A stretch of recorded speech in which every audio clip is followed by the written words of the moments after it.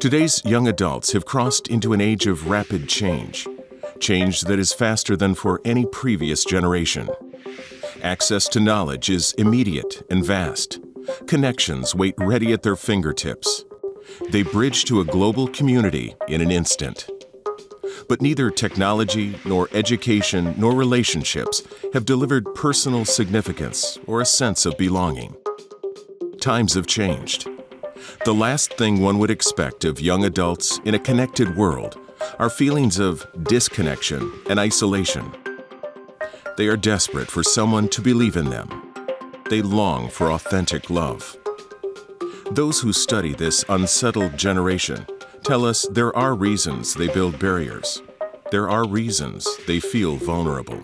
Kids are so desperate for an authentic relationship without an agenda.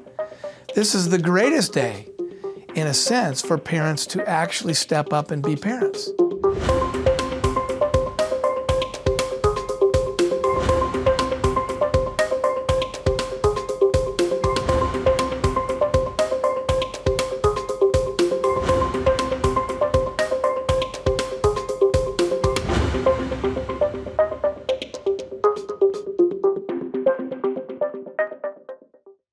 You know, the thing that's so unique to this generation is that these kids, like never before, are so busy.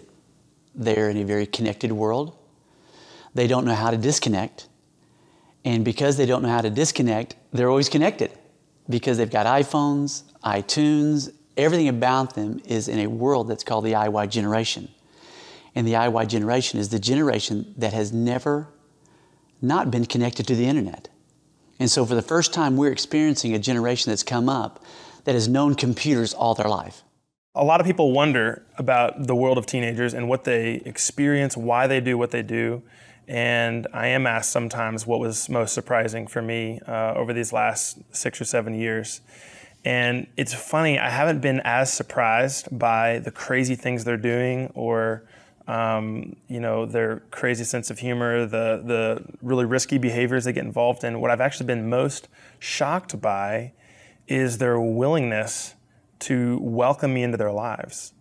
And I think that a lot of us adults, we assume teenagers want nothing to do with us. We assume that they are self-consumed or they're just stiff-arming authority figures, and they want independence with no boundaries, no input from someone who is older or at a place in a mentoring adult parental role. And it's not true. Kids are so desperate for an authentic relationship without an agenda. This is the greatest day, in a sense, for parents to actually step up and be parents.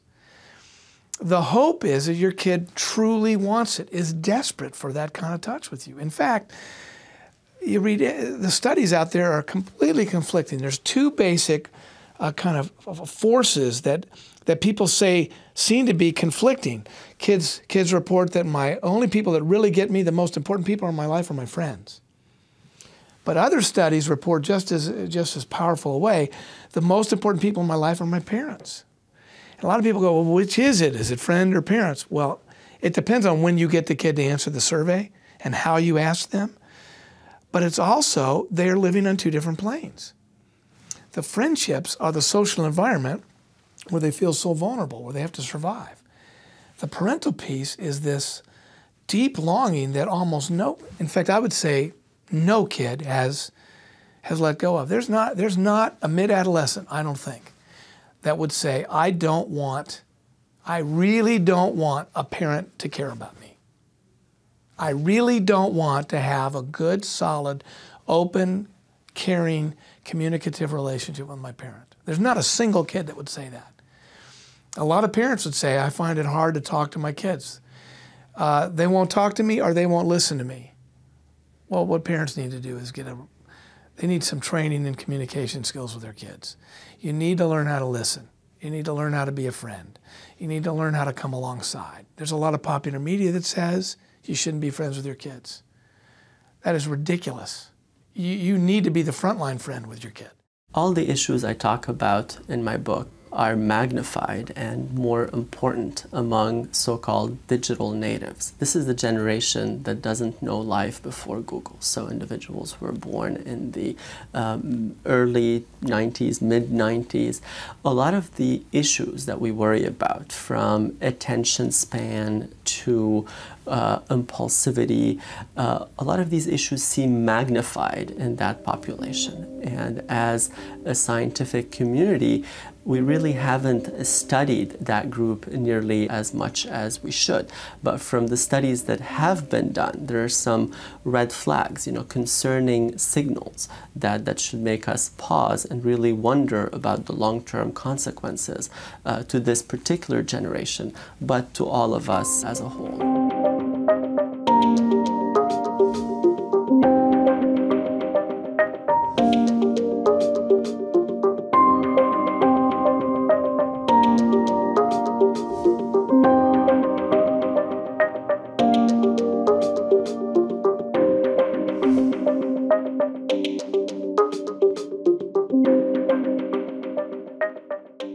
As I've spent time with them, these teenagers, I've noticed just the number of pressures they deal with.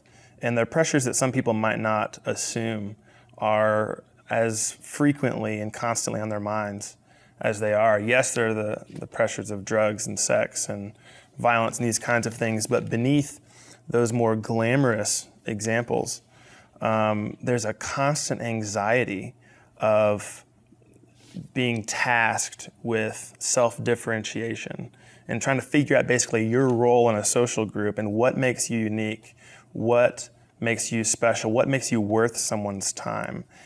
And as I've spent time in the cafeteria and the sporting events and the hallways between classes, the thing that's popped into my head is that every student intuitively begins to learn how to do product differentiation on themselves, or almost a kind of PR in branding themselves. And you have to figure out, am I going to be successful at being the funny guy or the hot girl or the sarcastic one that'll cut people down and I'll burn someone so bad that they'll know they can't cross me, or being the smart person. So there are these different roles they try on. And beyond these roles, though, there's this general sense that the reason you try on a role and see if you can be successful at it, and the reason that those roles change based on who you're around, whether it's your parents or a teacher or this circle of friends versus that circle, is because the assumption in this age group and in that environment is that acceptance is something that has to be purchased.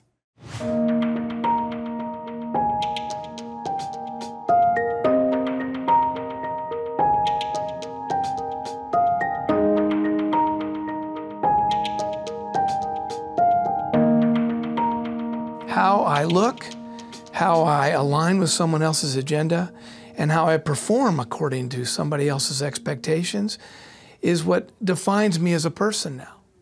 Well, when you're a young person growing up, it's become more and more difficult to figure out how to navigate the myriad of expectations that confront you.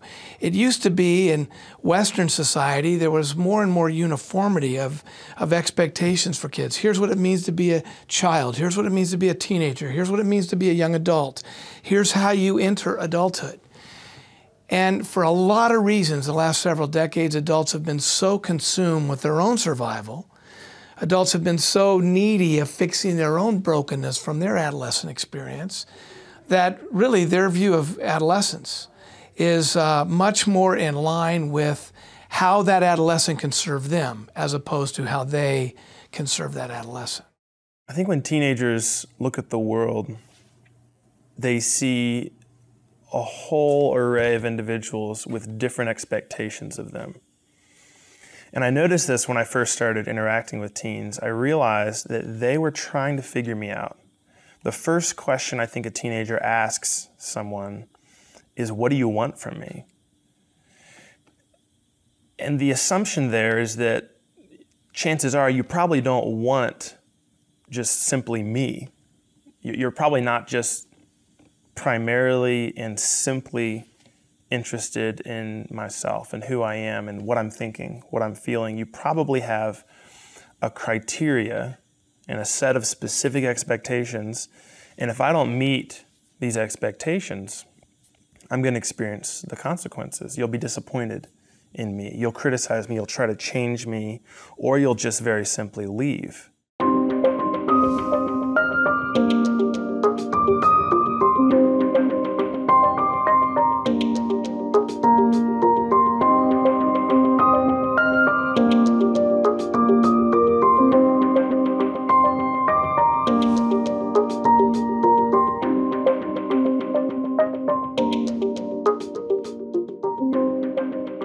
Some people do think that you can only possibly be experiencing a deficit of unconditional love if you come from a bad family or from a place where there's not only divorce, but your mom works 70 hours a week and your stepdad's never around except to criticize you, or there's abuse.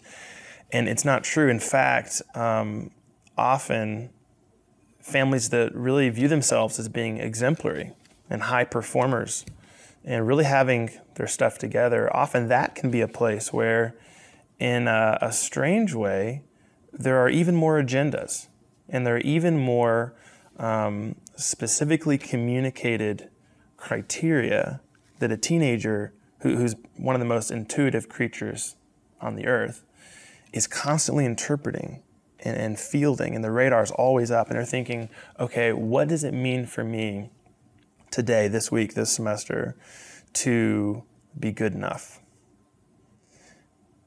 And so the irony of it is that sometimes in families that are the most stable, a lot of the input that gets kind of generated from parents or older siblings who've been a great success toward younger children and teenagers is, this is the standard, this is what our family is about, and this is who you need to be.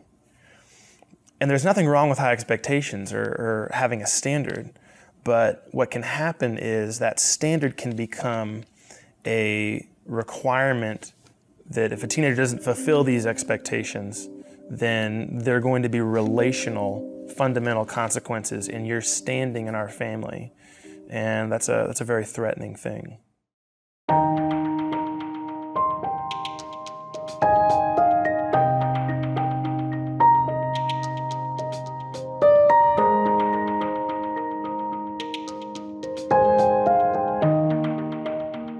As I've reflected on the state of kids, most of my work the last 10 or so years has been to try to understand them from their perspective. I've gotten a lot of hits for that because almost all scholars that study kids take their theories and then interview or use questionnaires to try to figure out how kids will respond to the categories they present to kids.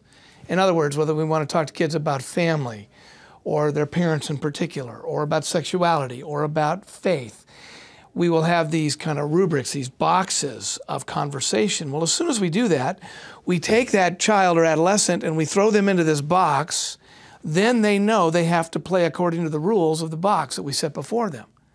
It's not coming from inside them when we interview teenagers today. It's coming from what they are trying to assess are the rules of that agenda with that adult.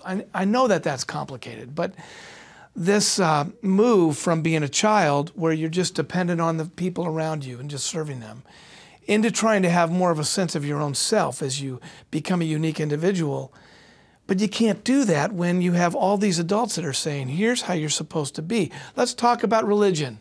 The kid jumps into the box of religion and has the conversation about faith. It doesn't mean it isn't a part of them, but it is almost never coming from the depth of who they are. What they want to ask is, who am I as a unique person? What kind of power do I have? Does anybody appreciate my gifts and strengths and talents? Or is it only because I can serve their agendas? It's tough as a teenager trying to figure out who you are. And I think a lot of teenagers' behaviors look like they don't care. They don't care who you think they should be. And even the definition of the word rebellion seems to be that I don't want expectations, I don't want to have to become something. And yet often behind that rebellion is a desire desperate desire to be something.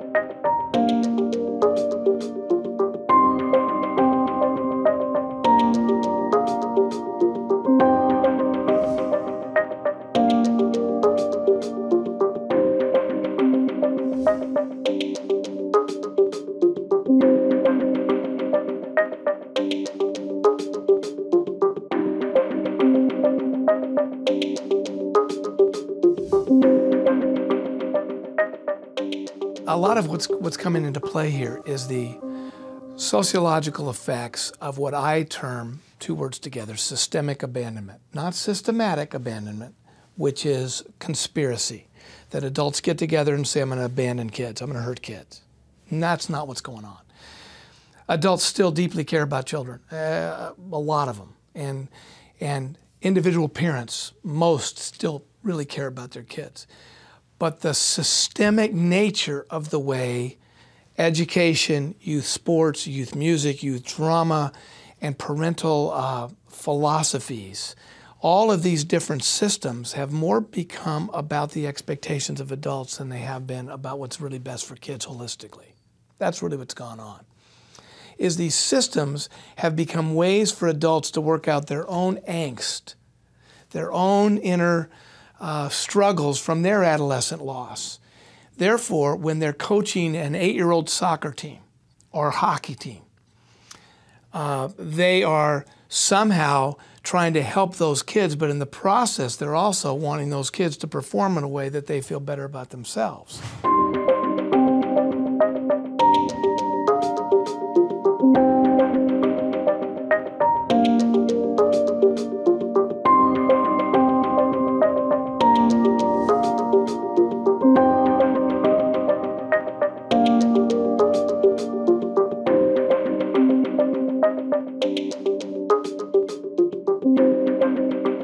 You know, a lot of people look at the behavior of teenagers and they just think teenagers are going crazy.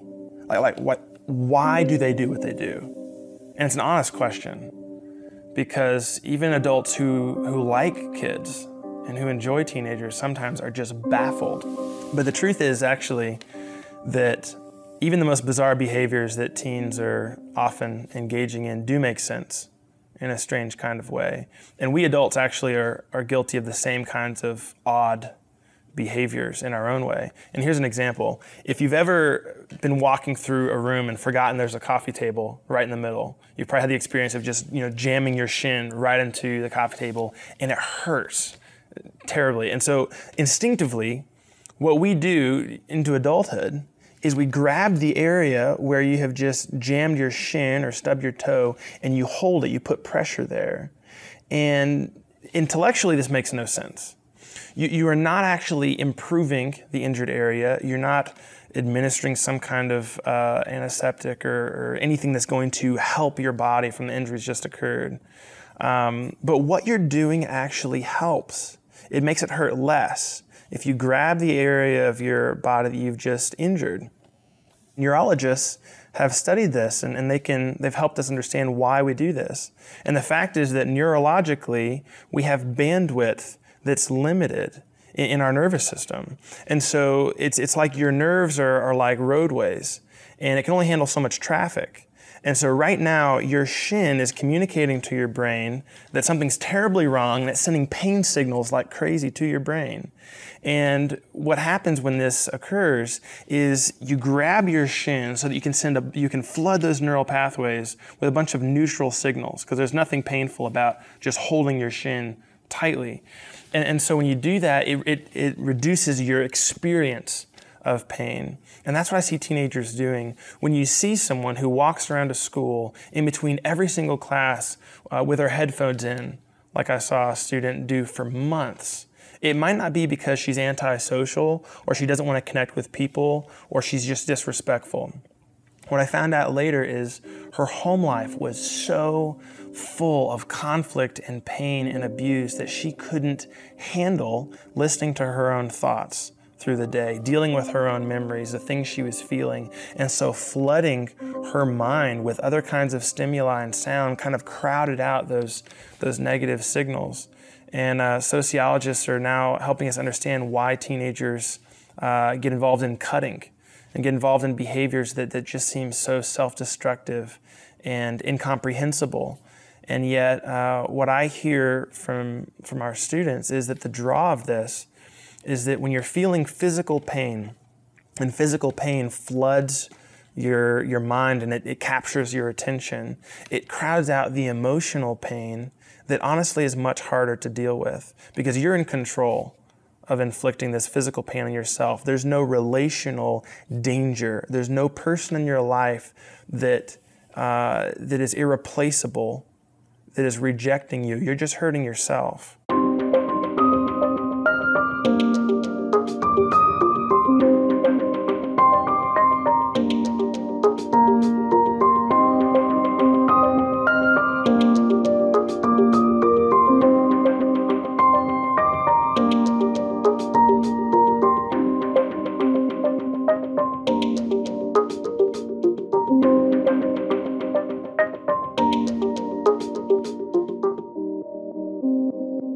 You know, as kids are growing up today, they're looking for influences in their life. People that would come alongside to help them to come to the next level, so to speak. That, you know, if they want to be a football coach or if they want to be a doctor, you know, as a community, you know, what so often we do is we kind of don't feel like we're really wanted into that relationship with that kid. And so we're kind of like, oh, he doesn't really need me. But you know what people need? And I'll address this many, many times. People need each other. We really need people not to be surface, but to go below the surface, to ask deeper questions. What do you really want to accomplish with your life? If you could do anything in the world, what would you want to do? If I gave you $1 million today, what would you do with that $1 million? You find the value system. And what we really want to do with our kids today is help them to find their value system. And when you find their value system, then you can begin to help them find out what they want to do with that value system. But see, if you don't find the value system, the core value of who they are, then they probably will never reach where they need to be. Very few parents are self-aware enough, healthy enough, and build enough margins into their lives to be able to truly come alongside a kid and to be able to help them to wade through all the agendas and expectations and say who you are is more important than how good you are at a sport or in school. Who you are is more important than what gifts you have even. There's a core self that we celebrate with you, and we're going to walk this journey of life with you. That is the parental role.